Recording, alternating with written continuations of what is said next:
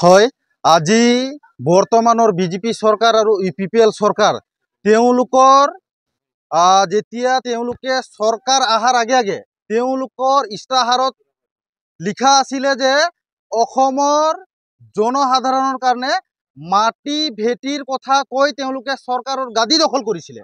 আজি সেই চৰকাৰে বিজেপি আৰু UPPL চৰকাৰৰ যিটো আমাৰ মাজবাটৰ দলনি বস্তি 10 নম্বৰ যিটো পাহাৰতলি বুলি কয় খৈৰাণী বুলি কয় এই গাঁওসমূহত বৰ্তমানৰ যিটো বিজেপি চৰকাৰ আৰু UPPL চৰকাৰৰ নেতৃত্বাধীনত যিটো হাইকোৰ্টৰ অৰ্ডাৰ এই অৰ্ডাৰ ওলোৱাৰ পিছতে যিটো আমাৰ ওদালগুৰিৰ DF আমাৰ মাজবাটৰ ফৰেষ্টাৰ যিটো ৰেঞ্জাৰ তেওঁলোকে আজি মোটামুটি এক সপ্তাহ ধৰি এই ধনশ্ৰী এৰিয়াত লালপানী এৰিয়াত যিটো জৰীপ কৰাৰ কাৰণে যিটো চেষ্টা চলাইছে খুঁটা পুতি আছে সীমা নিৰ্ধাৰণ কৰি আছে এইটো আমি কিন্তু আমাৰ এই ধনশ্ৰী লালপানী পাহাৰতলি ৰাইজৰ খৈৰাণী ৰাইজে আতংকিত হৈছে।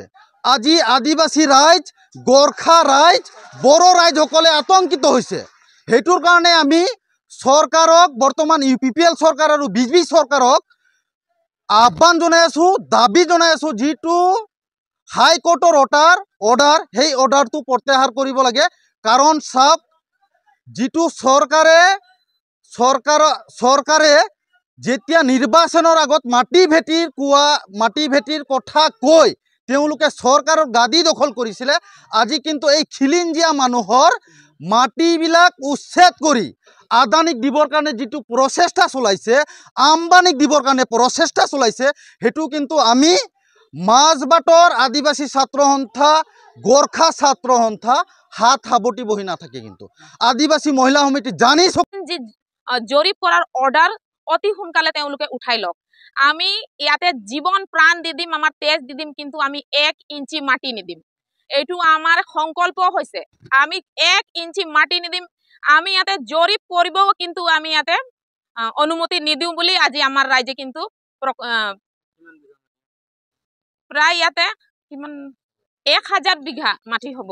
হয় আৰু অসমৰ মুখ্যমন্ত্ৰী ডাঙৰীয়া আহ্বান কৰিব খুজিছোঁ যে মাজবাট অঞ্চলত মাজবাট বিধানসভা ভিতৰত দলনি বস্তি লালপানী আউটপোষ্টৰ অন্তৰ্গত যেহেতু মানে গাঁও আছে পূৰ্বপুৰুষ বসবাস কৰা শুনিব পাইছোঁ আৰু জানিব পাইছোঁ 71 বা 72 চনৰ মানে ইয়াৰ পৰা মানে যেহেতু মানুহবিলাকে খাজনা দি বসবাস কৰি অহা বিভিন্ন জনগোষ্ঠীৰ মানুহ আজি বহুত মানে দুখত আছে। তেওঁলোকে মানে নাজানে কি এতিয়া যে উচ্ছেদ কৰা সময় নেকি উচ্ছেদ কৰিব লাগিছিল যদি বন বিভাগৰ মাটি আছিল যদি কেলে আগতে কৰা নাই। ইয়াত বিভিন্ন মানে চৰকাৰী অনুষ্ঠান হৈ গৈছে।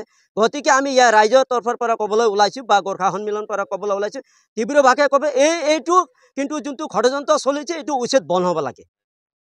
আহিছে আৰু বন বিভাগৰ দ্বাৰা ইয়াত জৰীপ চলাই আছে বুলি আমি শুনিবলৈ পাইছোঁ।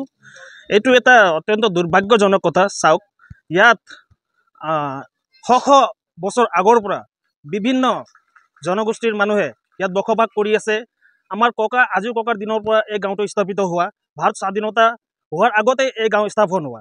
এতিয়া ইয়াত জৰীপ চলাই পেলাই বাংলাদেশীৰ গইনা লৈ ইয়াত থকা ভূমিপুত্ৰসকলক এভেকশ্যন কৰিব বিচাৰিছে।